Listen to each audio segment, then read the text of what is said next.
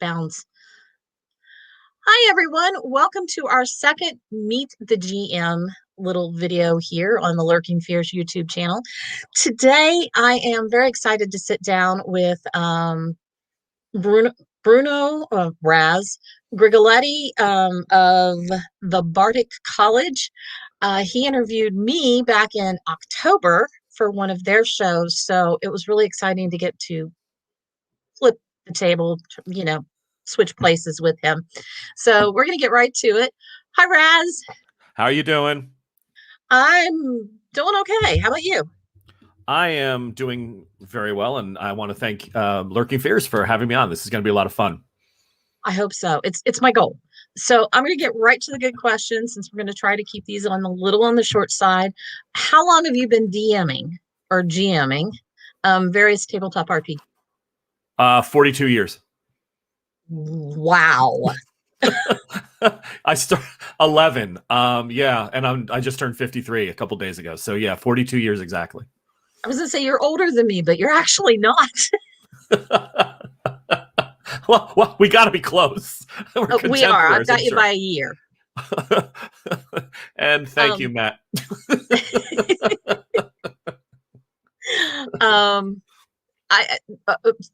Really quick funny story. Matt always calls me kid when he sees me at the cons when we're interacting, which is funny because I've got like 4 or 5 years on him. Anyway, okay, so you have been GMing for 42 years. What is your favorite game system? I think where I'm meant to run as a GM is probably in Call of Cthulhu is my strongest, or Vampire, the Masquerade, when it was still White Wolf's property. There's been a lot of changes in that system as far as some of the background and lore. So it's definitely changed my view of the game a little bit, because I was there in the heyday when it blew up out of nowhere. But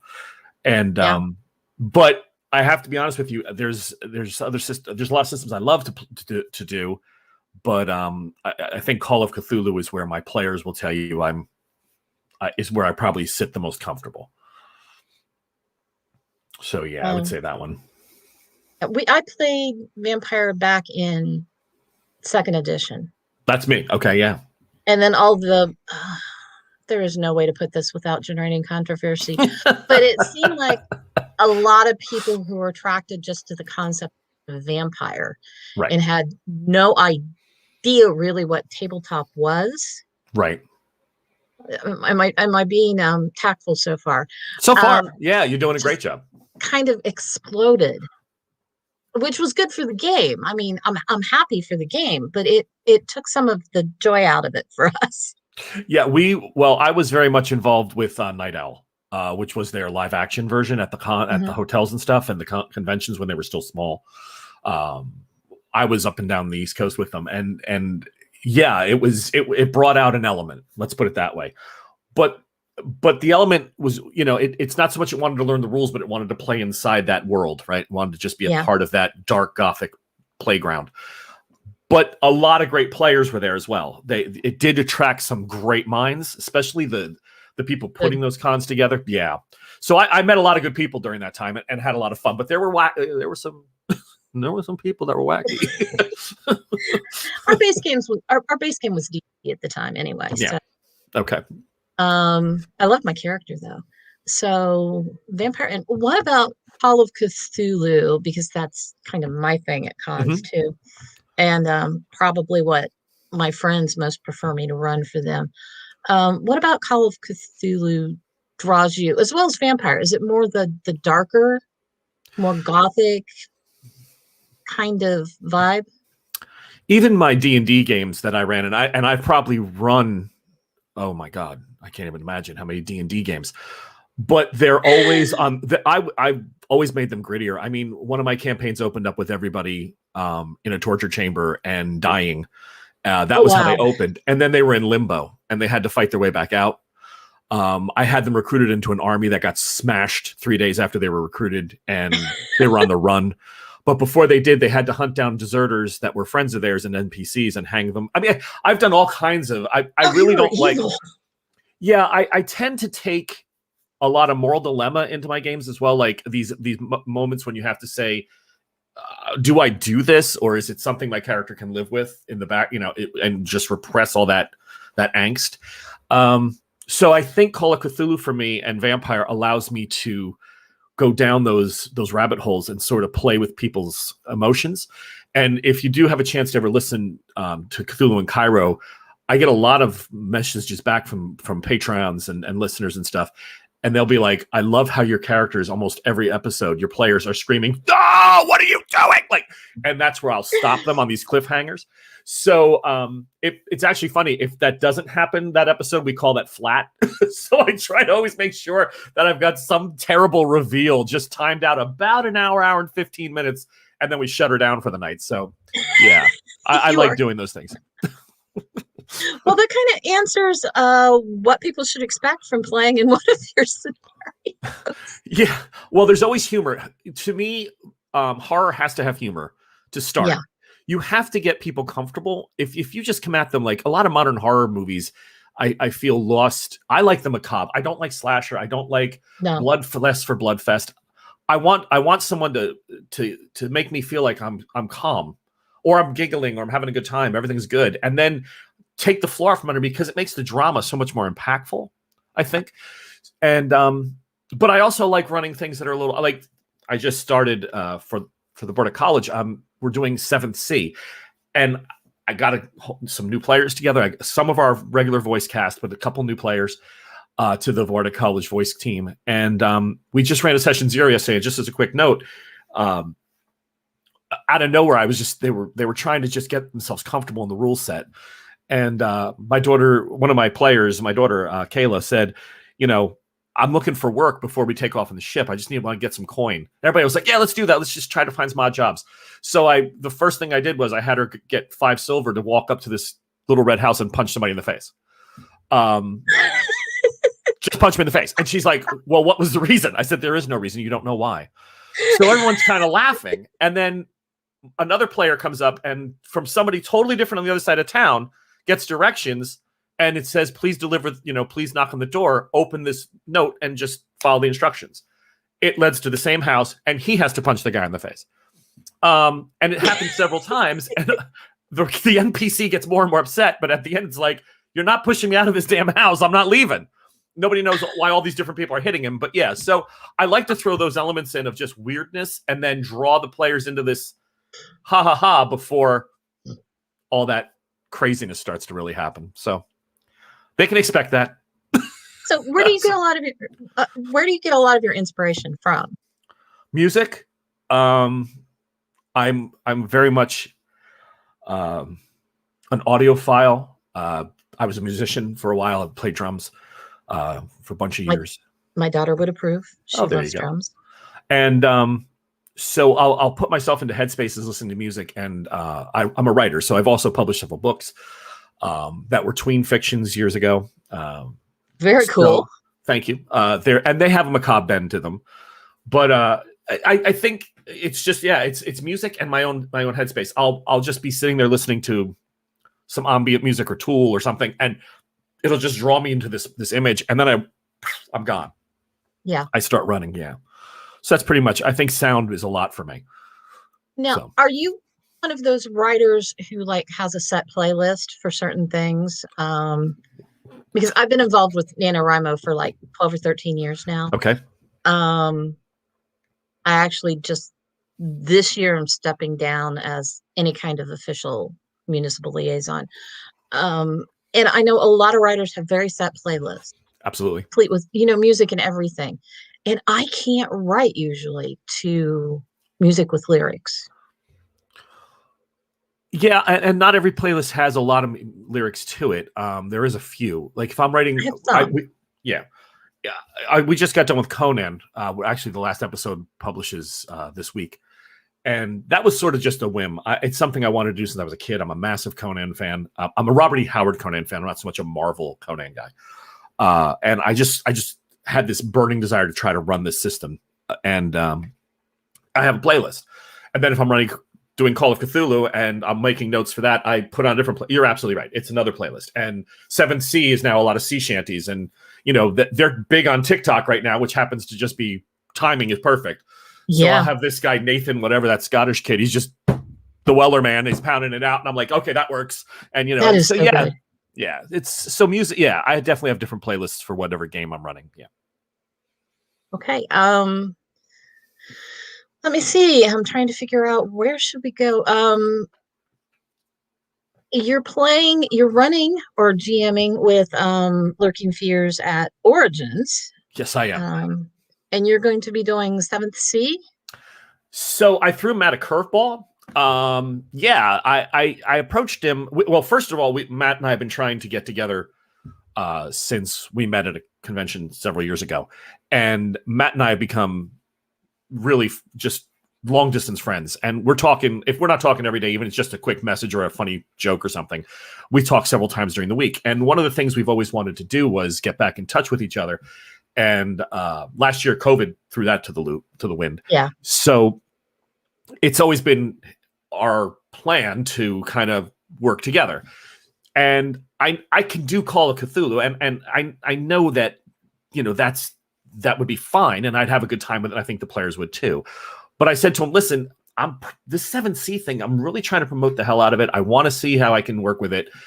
It's Chaosium, the people, people there. Would you be okay if I just grabbed a table inside the room and ran this? And I'll run it during the day, so it's not like, because Cthulhu needs to be played in moody stuff, and so it won't be too invasive. And he's like, yeah, dude, do what you want. Let's just do it. So yeah, he's been very accommodating. And this is really more for me to go and have. There's so many good GMs and Lurking Fears that can run Cthulhu. I just don't think you don't need me there. If I'm there, it's great. Oh, okay, Raz is here, cool. But if I'm doing something odd or different, maybe that'll give people a chance to try it. And 7th Sea is it's the guys put a lot of work into it, and it really is different. The mechanics are very different.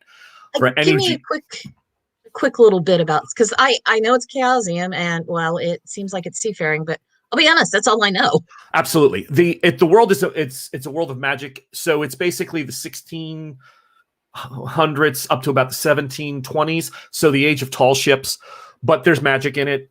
It's Europe, but it's changed, and all the names are slightly skewed. So he's built this world called Thea, and that's not. I mean, you could play it, and that's great. The setting is wonderful, and you did a nice job. What's fascinating is the way, as a GM, you have to handle it. There is no dice roll to get through a situation.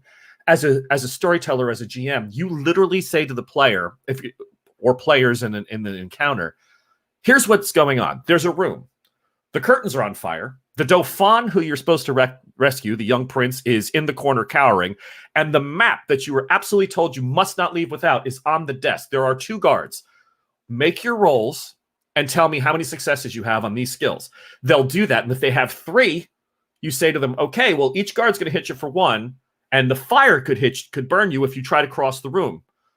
What do you want to do? And they have to say, I want to do 1 to get 1 success to go after the kid, 1 success for the map, and I'll shoot one of the guards. So they tell you how they want to use their successes, and then you pile on whatever they couldn't handle. Oh, wow. You don't roll. As a GM, you just sit there and say, there's 5 guys. They're all lower level men. That's called brute squads in this game. They're going to hit you for 5 points of damage unless somebody can soak some of that up. Okay, I'm going to sword fight one of them with 1 success, and I'll take the other 2 successes, and I'll take some of the wounds for my team. It's very much, I tell you, you tell me, and that's how we play it. Very thematic. So, as a storyteller, it's so different because I can't say, okay, my turn to roll, and, oh, this is what's going to happen, and the dice decide. You don't get any of that. Their skills, it's all verbally communicated. If somebody says, do I hear those people? Yeah, you hear them. No, you really can't hear them. The bar's loud. Can I make a check for that? No, the bar's loud. That's all you got. So what, you really mean I can't steal his pants? Yeah, when you think about it, it changes the dialogue between storyteller and players so much, and they have so much more control. There's 5 attributes and about 18 skills, and that's it. The character sheet is so thin. It's unbelievable. It's unbelievable. All right. So you're running this. Are you running this as 4-hour sessions at Origin? I'm going to do part 1 and part 2 either back to back or with a small break, whatever Matt is able to schedule, and it'll be run twice. So it's going to be the same story, but it's going to be a part 1 and a part 2. So if people want to join both parts, they'll see the entire thing. Otherwise, they can do section 1 or section 2. Okay, because I want to play. Oh, I want to. That'd be great. So I want to play. No, that'd be a lot of fun. You'll have a blast. I'll be doing the full-time GM load as well. But oh wow, yeah, it's a lot. I enjoy it. I've learned not to go over that though, because by Sunday it's a blur. Oh yeah. Anytime it is, and for me, 8 hours in one day is enough because I'm very theatrical. I've been told. So I have no problem. I had one convention. What the hell was I running? It may have been Call of Cthulhu, but whatever it was, this player was talking, and I leaped onto the table, and I go, "Get it!" And I'm like in his face, and the guy just threw his hands up, and I'm like, "That's kind of what he's doing to you. Like the ghoul's coming for you. I just want you to understand how serious it is. Put your phone away, like that kind of thing." So yeah, you get all these whatever you have to do to keep them in, going for that 4 hours. So yeah, I'm so excited to have you part of the Lurking Fears team. Just thank you. Me too. This has been something I've been wanting to do. Like I said, since I first met Matt, he's something. Yeah, he just has that personality that we in the East Coast don't see much, especially like we're Northeast. So for us, someone like Matt, normally they don't last long because they're just so nice, and we don't tend to like nice people. We're from Jersey, so we tend to look at nice people and think, "Are you stealing pork roll? What are you doing are you coming for pizza? Do we have to shoot you at a diner?" So no, anytime that you find someone who's willing to work with you and help promote you and work, back and forth, and you latch on to people like that because they're good people. And part of my interpretation of his vision for Lurking Fears, and I think he reiterated that in our conversation earlier, is he wants people to bring whatever game they want to bring to play. So my daughter's going to be doing Cult at Origins, and I am super excited. Wow, that's exciting. It's like the game she wants. She wanted this game so bad, and we got her a couple of years at Christmas. 2 of her aunts and I banded together and she never expected the next thing that came. It was spread out over like 3 days. Oh, wow. Christmas visits. She thought when she got the book on Christmas Day, that was it. And my sister had so much more waiting. Nice. I'm going to have to try to find, I've always been interested in that system. I want to see how that's going to be very cool. I'm hoping she's going to run a game for us on Lurking Fears for some of us, but good. It's a little intimidating for her. And I'm going to bring Alien as well as Call of Cthulhu because I've discovered I just absolutely love that game. A lot of people talking about it. There's a lot of chatter about that game. I like the fact it's going to give everybody something new to sample if they want, and they know. I hope they make the connection. Lurking Fears, Matt McLeod.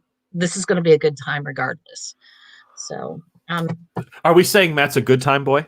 Because I don't really want to see again. That's the Northeast in me thinking. Is that what you just? Matt's a good time boy? Because I don't want to. Well, did you listen to the interview with him? There was an exploration of strip clubs in part of, was it Austin? Oh, I could see that. I don't think he instigated it though. Just in his defense. Quickly, as we are hitting our time together here, tell me just a wee bit tell our listeners a wee bit about Bardic College. How many different shows do you have going at once right now? We just finished. So I was running 3. I'll never do that again. Where do you find the time? I just don't. The writing of it was and the editing. I find post-production. I'm just starting to get my head together on how to handle it and do it more efficiently. So, but we were running Hellfire Nights, which is Vampire 2nd Edition, Call of Cthulhu, which is more Cthulhu in Cairo, which is a pulpy-esque type of Call of Cthulhu, and Conan, Devil in the Swamp. And Conan was run more like a con game. So it was just 4 recording sessions, and then I broke them into 8 episodes so that the listeners wouldn't be just, 4 hours of just getting listened, to dice rolls and stuff. But Conan's done. Vampire will be wrapping up hopefully in the next couple of months. And I say hopefully because I've loved what the players have done, and I really appreciate the efforts that they do. I've got Paul, Mike, there's some, and the rest of the Bardic College voiceover people that are, voice people that are here usually. They've just done an amazing job with those characters. And I've had vampire players from way back, like, wow, you went into some places I never thought we would hear them go. But that show, it's kind of coming, it's winding to where it's conclusion. Cthulhu in Cairo, it's going to be another year and a half. It's huge. And then I'm going to be starting 7th Sea. So we'll have 2. But right now, like I said, we just wrapped up our 3rd. Now, how is the behind the screen going? Or is that just kind of, there's just not time? Well, no. So my partner, who was really that was sort of his piece. Mm-hmm. He's had some RL issues and some other things come up. So we've been promising several other shows, like a D&D show, which is really his wheelhouse. He's very good with the rules. He's excellent with setup of scenes and stuff, but he just hasn't been able to put the pieces together. So this has really become like a one-man show with my with my voice people and my one producer. So hopefully one day down the road it'll go back to where it was with 2, but right now that's where we're at. So well, I hope so, for his sake. I mean, oh yeah. If real life's that big, it settles down for him. RL is always has to come first. You guys were wonderful. So thank you. I want to see the Bardic College succeed. I really do. We'd like to, yeah. All right, and then I have one quick question. One last question that just occurred to me, because I don't think I'll ask this of everybody, but you have 2 daughters? Correct. Or 1? 2. And they both play. Lauren is Catherine Ross in Cthulhu in Cairo, and Kayla plays Aveline, who is the also known as the Reflection in the show. So she was a vigilante at there and has done that. So yeah, I'm fortunate that they're both very much involved.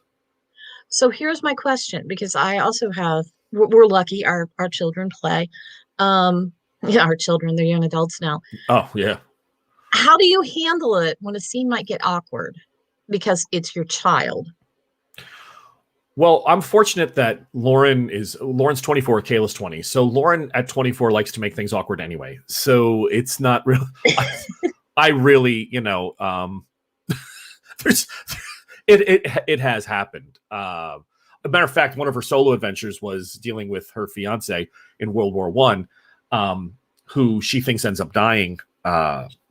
But later on in the show, you find out that he went AWOL. He ran and became this art smuggler and da-da-da-da-da. But so there was a lot of heavy emotion. Like, she's like, oh my God, the man I loved. And, you're playing through some of that. And you just have to kind of, I know each one's trigger. I know with Lauren, you don't do cannibals because I'll get kicked hard, or she'll just, set my house on fire. So there's things you don't do, and you respect the lines. But other than that, I've had both of them. Before we even started Cthulhu in Cairo, Kayla opened the door one night and just looked at me and said, I retire. I'm done. You went too far, and I'll never do this again. And she shut the door, and I'm like, what did I say? What did I do? I'm like, I thought that was pretty, but it wasn't. She had nightmares for 3 days, unfortunately. And it took a lot for her to regain the trust to come back in and record. So, oh, Dad. it was a fest. It was just a carnival. It's a classic horror scene. I figured it was no big deal. Clowns? The thing, so as they approached, they were in line for the tickets, and they heard, and then they're talking for a second, and NPCs are talking. This little kid has a balloon, and they hear, and it keeps going. And I kept doing it on mic, on just boom, boom, boom. And as they got up, the price of the ticket was you had to take a finger. So someone was there with a cleaver chopping it off. And everybody just was like, are you crazy? I'm like, well, you want to get in the festival, the carnival's right there. You got to go in. But, oh. So, yeah, it was pretty nightmarish. And then it got ugly from there. So, I have to admit that would trigger me actually. Okay. Because I had a gargoyle bite off a finger once in a D&D campaign, and Oh, yeah, I didn't. It's a weird real life thing, but I have all fingers. good for you. But I was just curious because sometimes, I'll be role playing something with one of the girls, or, one of their, well, in this case now it's my daughter's boyfriend who is a family friend, but that makes sense. They're both 23. And I'll be sitting there role playing something and I'm like, wait a minute, I'm old enough in real life to almost be your grandmother. This is weird for me. And they're like, oh, just get over it, Mom. Right. Come on. Just tell me what the demon does. So I wanted to ask another parent, No, absolutely. Does it ever get weird, or is it me? No. You always want to make sure you respect everybody's, with the exception of Matt. I always want to respect everybody's boundaries. I feel Matt has broken so many people's over the years that it's now my job to finally get him on a table again and break a boundary. Let me know when you figure out what the boundary is. Well, in Conan, he started out poisoned by his own friends and compatriots that he was supposed to join up with. So that was a funny little joke that we had running. So, but no, I try to. It is so hard. We actually talked about this on our show. When how do you know when you're pushing too far? And you want to get people into that creepy zone, but you don't want to take them into that. Oh my God, I can't take that. I can't do this. Yeah. Yeah, it's a tough call. And horror games, that's the hardest one. I mean, to know that line. Very rarely. Yeah. I have an issue with trigger warnings because I know if it's something that really triggers past trauma in someone, it's a very specific trigger. So just saying an animal might get hurt in this. Well, some people don't, no one likes to see an animal get hurt. So for me, that's just kind of a given. But like the chopping of a finger off thing, that's a very specific type of trigger. Right. That could trigger somebody, but it's not something you're going to know in advance. You're not going to start with, oh, body parts might get lost in this. Yeah. In part because you're giving away too much. So it's an interesting balancing thing. How do I warn players this is going to go dark places without, yeah. It is. And it's some of its reputation in the areas. I mean, I've had people walk up to me and say, I would love to play in your games, but my life is tough enough and I really don't want to be hurt. So I thank you for, because I've had people come up to me, oh, I'd love to play in your games, but I've been told I'll cry. I'm like, well, there you go. I didn't mean to make people cry. I'm trying to entertain, but sometimes bad things happen, and yeah. So. And if you're playing horror, it's it's hard sometimes. It is. Anyway, we are, I think, about the end of our time. Okay. Unfortunately, because I could probably spend another hour or so just chatting with you. Oh, thank you. And same here.